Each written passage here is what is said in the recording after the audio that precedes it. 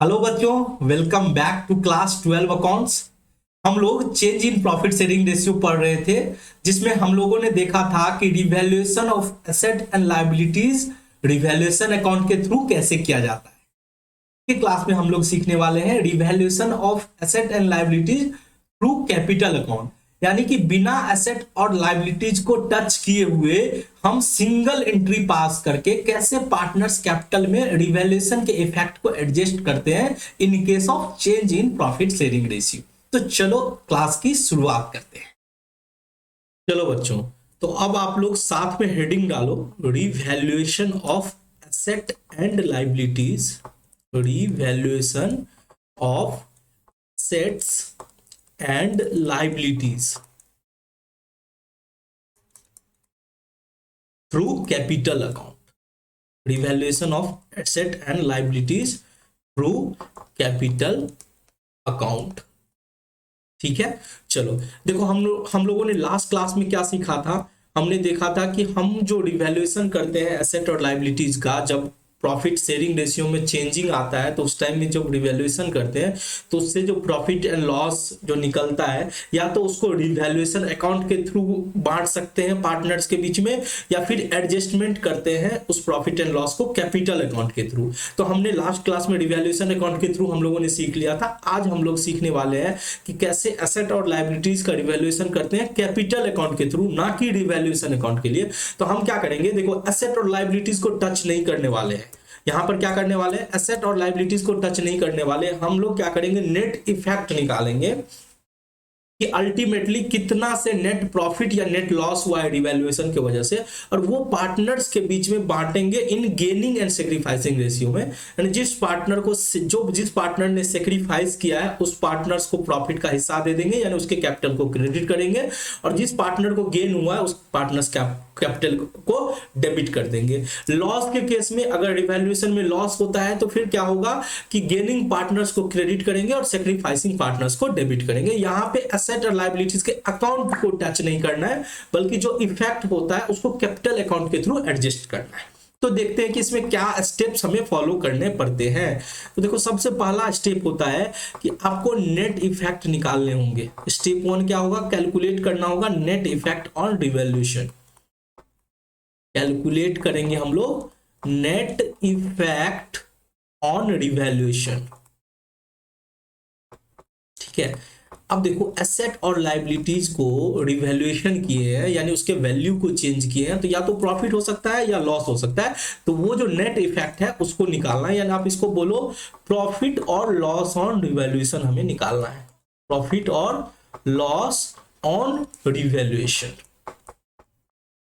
ठीक है, वो हम लोग निकाल लेंगे नेट इफेक्ट। तो कैसे निकलेगा सर प्रॉफिट और लॉस? तो देखो, जब एसेट में इंक्रीज होगा, जब एसेट में इंक्रीज होगा, कोई एसेट हमारा बढ़ रहा है, ठीक है, इंक्रीज इन एसेट, तो वो क्या होगा, प्रॉफिट, उतना से प्रॉफिट हमारा बढ़ेगा। कोई ऐसा एसेट है जो अकाउंटेंट लिखना भूल गया, यानी अनरिकॉर्डेड एसेट है, तो उसके वजह से भी हमें फायदा होगा। हमारे बिजनेस में एसेट बढ़ रहा है, अनरिकॉर्डेड एसेट, ठीक है।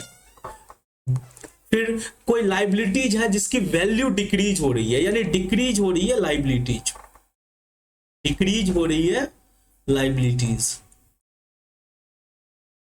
तो इन सब के वजह से एसेट बढ़ना, लाइबिलिटीज कम होना, या कोई अनरिकॉर्डेड एसेट है, ठीक है, इन सब के वजह से जो होगा वो हमारा प्रॉफिट होगा। उस सब की वजह से जो हमारा रिवैल्यूएशन में जो इफेक्ट होगा वो हमारा प्रॉफिट होगा। अब हमें ये देखना है कि हमारे पास कितना का एसेट डिक्रीज हुआ है, decrease in asset, decrease in asset. अब जो भी होगा वो माइनस में हम उसे दिखाएंगे। क्यों? क्योंकि एसेट के घटने से क्या होता है, हमें नुकसान हो रहा है, ठीक है। या कोई लाइबिलिटीज में इंक्रीज हुआ है, increase in liabilities, increase in liabilities, ठीक है, वो भी माइनस में दिखाएंगे। कोई अनरिकॉर्डेड लाइबिलिटीज है जिसको रिकॉर्ड करना भूल गया था, अभी रिकॉर्ड कर रहे हैं, तो उस अनरिकॉर्डेड लाइबिलिटीज को भी हम माइनस में दिखाएंगे। लाइबिलिटीज को हम क्या करेंगे, माइनस में दिखाएंगे। अब इससे जो हमारा इफेक्ट निकलेगा, नेट में हमको देखना है कि प्रॉफिट हुआ है या लॉस हुआ है, ठीक है। तो यहां पे हमारा निकलेगा नेट इफेक्ट, नेट इफेक्ट, ठीक है। अब देखो अगर ये नेट इफेक्ट प्लस में आ रहा है तो हम उसको क्या बोलेंगे, प्रॉफिट, और अगर ये नेट इफेक्ट माइनस में आ रहा है तो हम इसको क्या बोलेंगे, लॉस। इस तरह से हम सबसे पहले नेट इफेक्ट निकालेंगे कि एसेट बढ़ रहा है तो जोड़ो, एसेट घट रहा है तो माइनस करो, लाइबिलिटीज बढ़ रहा है तो जोड़ो, लाइबिलिटीज घट रहा है तो माइनस करो। अगर कोई अनरिकॉर्डेड एसेट है तो उसको जोड़ दो, अनरिकॉर्डेड लाइबिलिटीज है तो उसको माइनस कर दो। तो ये प्लस माइनस हमने किया, इससे हमें पता चल गया कि प्रॉफिट आया या लॉस आया रिवैल्यूएशन की वजह से। अब हम लोग क्या करने वाले हैं सर, अब हम लोग करेंगे स्टेप 2। क्या करने वाले हैं, स्टेप 2। स्टेप टू में क्या करेंगे हम लोग, कैलकुलेट करेंगे gaining and sacrificing ratio. Calculate करेंगे गेनिंग, कैलकुलेशन होगा गेनिंग एंड सेक्रीफाइसिंग रेशियो का, calculation of gaining and sacrificing ratio. अब देखो बच्चों, हमने सीखा था कैलकुलेट करना सेक्रीफाइसिंग और गेनिंग रेशियो। सेक्रीफाइसिंग रेशियो का क्या फॉर्मूला होता था sir, old ratio minus new ratio. Old में से न्यू घटाने पे जो आता था वो कहलाता था सेक्रीफाइसिंग रेशियो। यही अगर जब माइनस में हो जाता था तो हम इसे क्या मानते थे, गेनिंग रेशियो मानते थे। कि गेनिंग रेशियो, अगर old ratio minus new ratio जो निकला वो पॉजिटिव में आया तो सेक्रीफाइसिंग, माइनस में आया तो वो गेनिंग कहलाता था। ये हो गया स्टेप 2। उसके बाद हम लोग स्टेप 3 में करेंगे कि कैलकुलेट करेंगे गेनिंग और सेक्रीफाइसिंग पार्टनर का शेयर। कैलकुलेट करेंगे गेनिंग एंड सेक्रीफाइसिंग पार्टनर का share. Calculate gaining and sacrificing partner share. Sacrificing partners share, हम गेनिंग और सेक्रीफाइसिंग पार्टनर के शेयर को कैलकुलेट करेंगे ऑन नेट इफेक्ट, जो हमारा नेट इफेक्ट हुआ है रिवैल्यूएशन का, on net effect of revaluation. तो उसमें गेनिंग और सेक्रीफाइसिंग पार्टनर का कितना शेयर है on net effect of revaluation. ठीक है, तो हमने क्या किया, फर्स्ट स्टेप तो नेट इफेक्ट निकाल लिया, नेट इफेक्ट के बाद गेनिंग और सेक्रीफाइसिंग रेशियो निकाल लिया, फिर उसका उसमें देखेंगे गेनिंग और सेक्रीफाइसिंग पार्टनर का कितना शेयर है वो हम लोग कैलकुलेट करेंगे। और स्टेप 4 में हम लोग क्या करेंगे, एडजस्टमेंट एंट्री पास करेंगे adjustment journal entry to record the above. Pass करेंगे adjustment journal entry, pass adjustment journal entry. अब इन सारे इफेक्ट को रिकॉर्ड करने के लिए हमें एक सिंगल जर्नल एंट्री पास करेंगे हम अपने बुक्स में। तो यहाँ पे देखो खासियत क्या है कि हमने वर्किंग करके सारा प्रॉफिट लॉस निकाल लिया, गेनिंग एंड सेक्रीफाइसिंग पार्टनर में बांट दिया, बट एसेट और लाइबिलिटीज को टच नहीं कर रहे हैं, हम कैपिटल अकाउंट के थ्रू एडजस्ट कर रहे हैं। लेकिन लास्ट क्लास में आपने क्या देखा था कि हम रिवैल्यूएशन अकाउंट खोलते हैं, उसमें क्या करते हैं, एसेट बढ़ता है तो एसेट अकाउंट डेबिट करते हैं टू रिवैल्यूएशन अकाउंट। तो रिवैल्यूएशन अकाउंट खोलने से क्या हो रहा है, हमारा एसेट का बैलेंस चेंज हो रहा है। तो अगर पार्टनर्स चाहता है कि हम अपने एसेट और लाइबिलिटीज का बैलेंस को नहीं चेंज करेंगे, एक सिंगल एंट्री पास करके ये प्रॉफिट लॉस को एडजस्ट कर ले, आपस में पार्टनर्स बांट ले, तो हमारे एसेट और लाइबिलिटीज पे कोई इफेक्ट नहीं पड़ेगा, जैसा था वैसा ही रहेगा प्रॉफिट शेयरिंग रेशियो बदलने के बाद भी। तो इसीलिए हम ये करते हैं। अब बताओ आप लोग फटाफट कि क्या एडजस्टमेंट एंट्री पास होना चाहिए। सर इसमें भी दो हो सकता है कि अगर प्रॉफिट हो रहा है रिवैल्यूएशन का या लॉस हो रहा है, और प्रॉफिट हो रहा है ऑन रिवैल्यूएशन या लॉस हो रहा है। तो अगर रिवैल्यूएशन में प्रॉफिट होगा तो सर जो पार्टनर को सेक्रीफाइस करना पड़ा है उसको मिलना चाहिए कुछ, जो पार्टनर सेक्रीफाइस किया है उसको प्रॉफिट में हिस्सा मिलना चाहिए। तो जब भी कभी पार्टनर को कोई हिस्सा मिलता है तो उसके कैपिटल अकाउंट को क्या करते हैं, क्रेडिट करते हैं। तो यहां पे सर आप सेक्रीफाइसिंग पार्टनर्स कैपिटल को क्रेडिट कर दो और गेनिंग पार्टनर्स कैपिटल को डेबिट कर दो। तो हम लोग क्या करेंगे, गेनिंग पार्टनर्स कैपिटल अकाउंट, अगर प्रॉफिट होता है तो हम क्या करेंगे, गेनिंग पार्टनर्स कैपिटल को डेबिट करेंगे, गेनिंग पार्टनर्स कैपिटल अकाउंट क्या हो जाएगा, डेबिट हो जाएगा, और सेक्रीफाइसिंग पार्टनर्स कैपिटल क्या हो जाएगा, क्रेडिट हो जाएगा to sacrificing partners capital account. ठीक है सर, अगर लॉस होता है तो आप ही बताओ क्या करोगे, लॉस होता है तो सब उल्टा जर्नल एंट्री कर देंगे, यहाँ पे सेक्रीफाइसिंग पार्टनर्स को डेबिट करेंगे और गेनिंग को क्रेडिट करेंगे फॉर लॉस ऑन रिवैल्यूएशन। अगर रिवैल्यूएशन की वजह से लॉस हो जाता है तो क्या एंट्री करेंगे सर, एंट्री करेंगे sacrificing partners capital account debit, sacrificing partners capital account debit, sacrificing partners capital account क्या हो जाएगा, डेबिट हो जाएगा to gaining partners capital account, to gaining partners. अब गेनिंग पार्टनर को क्यों क्रेडिट कर रहे हैं सर, लॉस हो रहा है तो लॉस में उसको हिस्सा चाहिए, तो लॉस से क्या करना पड़ता है, जो सेक्रीफाइसिंग पार्टनर को हम डेबिट कर रहे हैं और गेनिंग पार्टनर्स कैपिटल को क्रेडिट कर रहे हैं। चलो, तो इस तरह से आपको क्या करना है, जब भी कभी आपको बोला जाए कि आपको रिवैल्यूएशन करनी है एसेट लायबिलिटीज को, बट आपको रिवैल्यूएशन अकाउंट खोलना नहीं है, आपको एक सिंगल एडजस्टमेंट एंट्री पास करके आपको इसका इफेक्ट डालना है, तो आपको 4 स्टेप फॉलो करने होंगे। पहले नेट इफेक्ट निकालो, यानी प्रॉफिट और लॉस निकालो कितना हुआ रिवैल्यूएशन से, गेनिंग सेक्रीफाइसिंग रेशियो निकाल लो, फिर गेनिंग सेक्रीफाइसिंग पार्टनर का शेयर निकाल लो नेट इफेक्ट से, फिर अपना एडजस्टमेंट एंट्री पास कर दो। प्रॉफिट होगा तो सेक्रीफाइसिंग पार्टनर्स को क्रेडिट करेंगे, गेनिंग पार्टनर को डेबिट करेंगे, लॉस होगा तो उल्टा करेंगे, सेक्रीफाइसिंग को डेबिट करेंगे, गेनिंग को क्रेडिट करेंगे। चलो, अब आप लोग एक एग्जाम्पल देखो, इस पे कैसे हम लोग इसको कैसे क्वेश्चन प्रैक्टिकल कैसे सॉल्व करेंगे। ठीक है, ए बी और सी पार्टनर हैं जो शेयर कर रहे हैं profit in the ratio of 5:3:2। They decided to share their future profit as 4:3:3। Future में अपना प्रॉफिट चेंज करके 5:3:2 से 4:3:3 कर रहे हैं। यहाँ पे क्या हो रहा है, चेंज हो रहा है इन प्रॉफिट शेयरिंग रेशियो। क्या हो रहा है सर, चेंज हो रहा है प्रॉफिट शेयरिंग रेशियो। तो जब भी कभी प्रॉफिट शेयरिंग रेशियो में परिवर्तन आता है तो पहले से जो प्रॉफिट है, कोई रिजर्व है, तो इन सबको बांटने की जरूरत होती है। उसी तरह से एसेट और लायबिलिटीज को भी रिवैल्यूएशन करने की जरूरत होती है। तो वहां पे बोला है आगे, on that day the following revaluation has taken place. अब बोला उसी दिन रिवैल्यूएशन किया गया सारे एसेट और लायबिलिटीज का। तो आप देख सकते हो plant and machine, land, investment, debtor, ये सब क्या है, एसेट है। ये सब क्या है, एसेट है।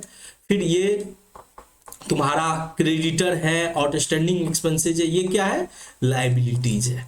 ठीक है, ये क्या है, लायबिलिटीज है। तो इन सब के बुक वैल्यू और रिवाइज वैल्यू में चेंज आया है।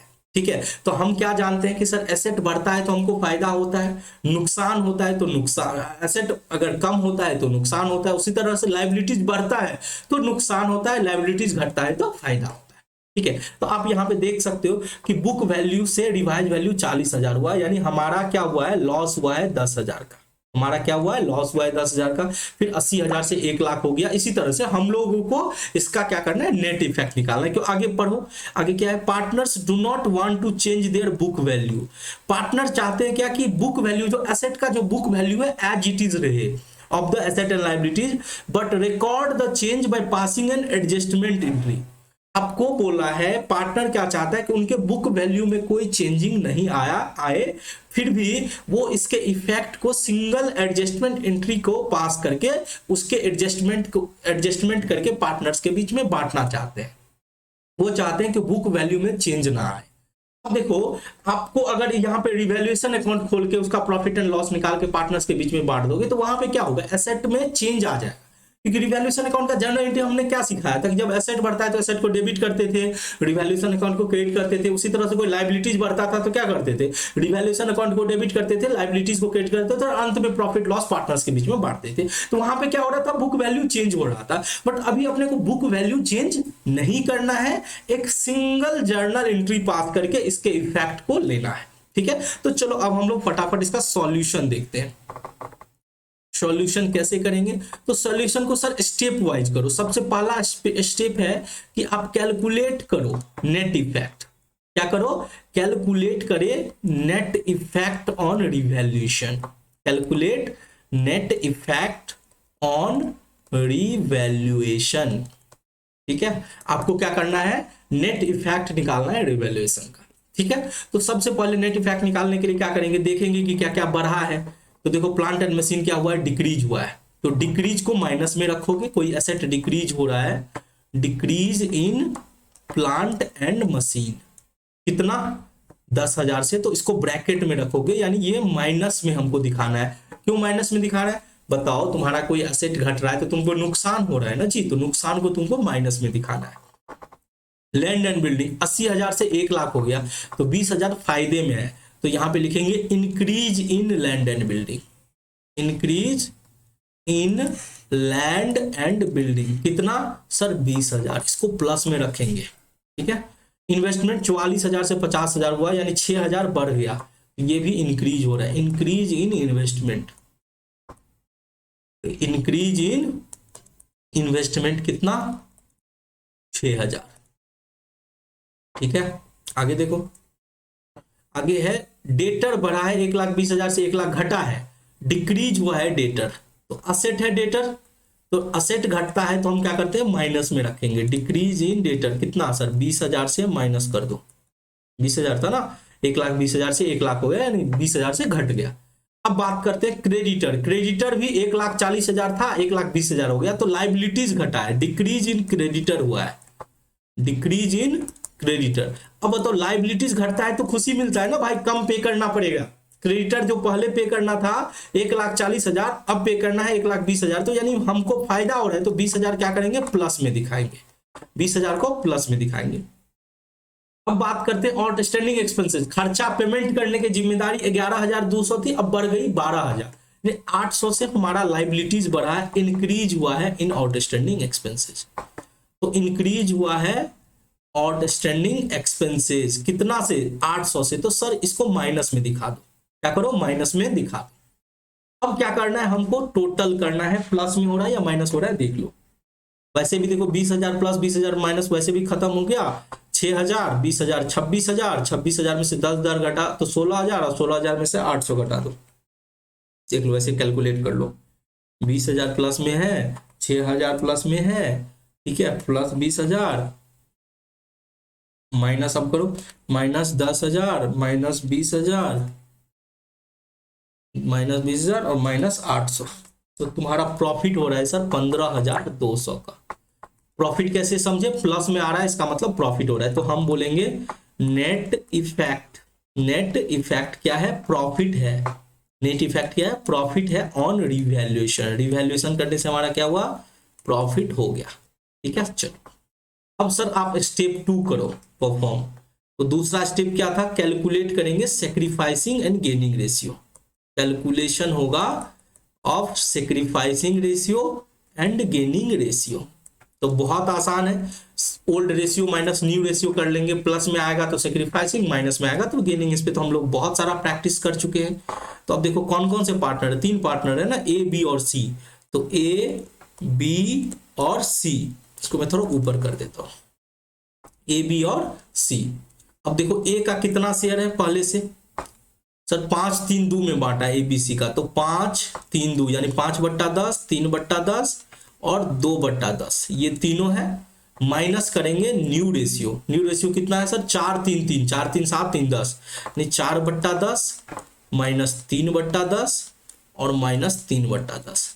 अब बताओ सर क्या होगा, देखो 5/10 में से 4/10 गया तो 1/10 प्लस में आया, जिसको क्या बोलेंगे सेक्रीफाइस किया है इसने, ए ने क्या किया सेक्रीफाइस किया, 3/10 माइनस 3/10 यानी 0 हो गया, तो 0 हो गया तो कुछ भी नहीं, ना सेक्रीफाइस किया ना कुछ गेन किया है।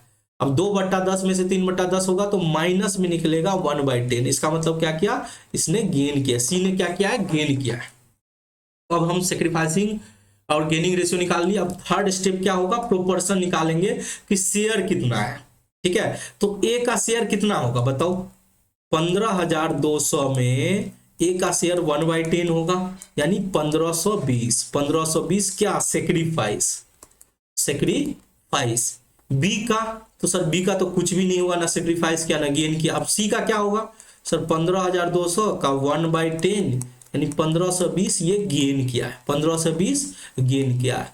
अब बताओ अब लास्ट का स्टेप क्या है हमारा सर, फोर्थ स्टेप है आपका, लास्ट का स्टेप क्या होता है, हम लोग करते हैं एंट्री पास करते हैं, जर्नल एंट्री हम लोग करेंगे। अब बताओ क्या जर्नल एंट्री हम लोग को करना चाहिए सर, प्रॉफिट हुआ है तो यहाँ पे गेनिंग पार्टनर को डेबिट करो और सेक्रीफाइसिंग पार्टनर को क्रेडिट करो, यानी सी को सीज कैपिटल को हम क्या करेंगे डेबिट करेंगे, सीज कैपिटल अकाउंट डेबिट हो जाएगा to A's capital account, to A's capital account कितना से 1520 और 1520। नरेशन क्या होगा, being adjustment entry passed, being adjustment entry pass कर दिया गया फॉर being adjustment entry pass for revaluation of asset and liabilities, for revaluation of asset and liabilities, asset और liabilities को revaluation करने के लिए adjustment entry पास कर दिया गया।